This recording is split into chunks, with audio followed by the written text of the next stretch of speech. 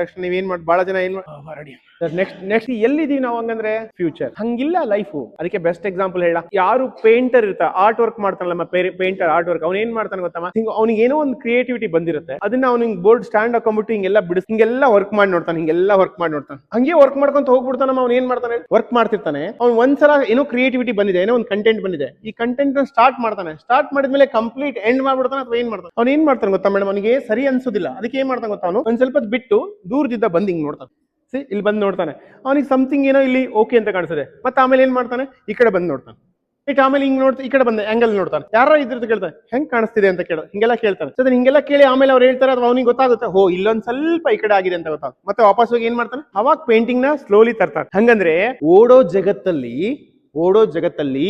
ಜಗತ್ತಲ್ಲಿ ನಿಂತ್ಕೊಳ್ಳೋದು ಕಲೀರಿ. Stop, pass, look. Stop ಮಾಡಿ, ಪಾಸ್ ಮಾಡಿ, ಲುಕ್, ಅಬ್ಸರ್ವ್ ಮಾಡಿ. ನಿಮ್ ಲೈಫ್ ನೇ ನೀವು ಹಿಂದೆ ಬಂದು ಹೊರ ನಿಂತ್ಕೊಂಡು ಅಬ್ಸರ್ವ್ ಮಾಡಿ, ಏನಾಗ್ತಿದೆ, ನಾನು ಏನ್ ಮಾಡ್ತೀನಿ ಅಂತ ಅಬ್ಸರ್ವ್ ಮಾಡಿ. ಅದಾದ್ಮೇಲೆ ಪ್ರೊಸೀಡ್. ಹೊಸದ ಐಡಿಯಾ ಬರುತ್ತೆ, proceed. Stop, look, proceed. So ಇದನ್ನ ಕಲೀರಿ.